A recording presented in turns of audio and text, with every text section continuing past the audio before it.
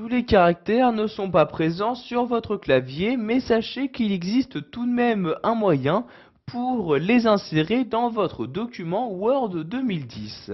Donc pour insérer un caractère qui ne se trouve pas sur votre clavier, donc un caractère spécial, vous allez vous rendre en haut dans l'onglet Insertion. Je clique ici sur Insertion.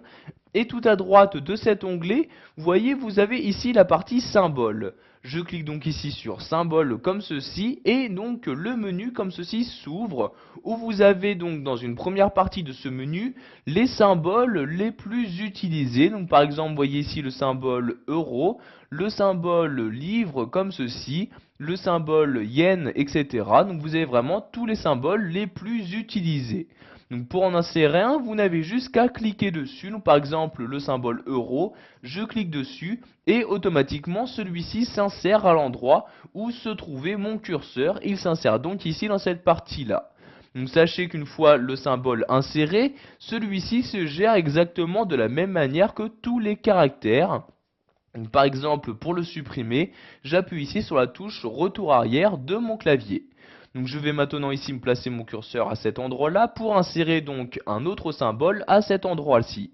Donc je reclique ici sur symbole comme ceci. Donc de nouveau la même liste de symboles. Si le symbole que vous souhaitez n'apparaît pas dans la liste, vous cliquez ici sur autre symbole comme ceci. Donc cette fois-ci une nouvelle fenêtre s'ouvre pour vous afficher vraiment tous les caractères spéciaux disponibles et insérables donc dans Word 2010. Donc sachez tout d'abord qu'il est possible de filtrer puis de trier ces différents caractères afin vraiment donc de choisir et de trouver beaucoup plus rapidement celui que vous souhaitez.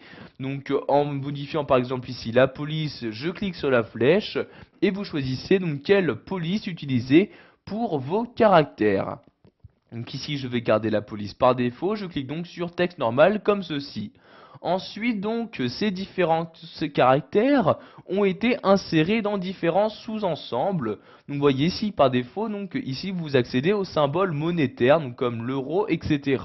Donc pour accéder à un autre sous-ensemble, je clique ici sur la flèche et je sélectionne un nouveau. Donc par exemple ponctuation générale, je clique ici sur le sous-ensemble en question et j'ai accès donc aux différents symboles de ponctuation.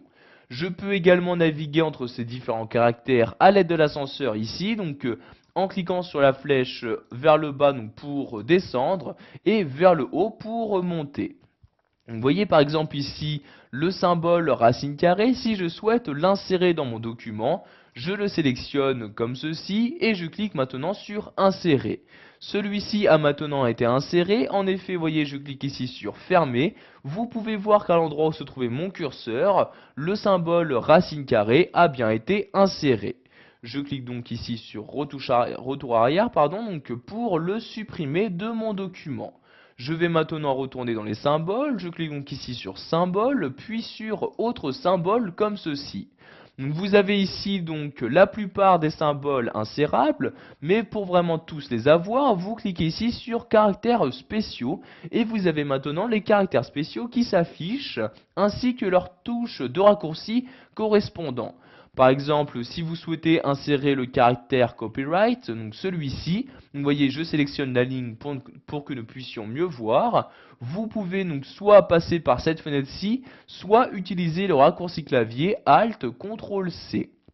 Donc ici par exemple si je veux insérer le copyright, je sélectionne la ligne, je clique ici sur insérer comme ceci. Donc maintenant je clique sur fermer pour fermer la fenêtre et voyez le symbole donc, correspondant a bien été inséré dans mon document. Donc toujours pour le supprimer, donc ici par exemple mon curseur se trouve derrière, j'appuie sur la touche retour arrière de mon clavier. Voilà, vous savez maintenant comment insérer des caractères spéciaux sous Word 2010.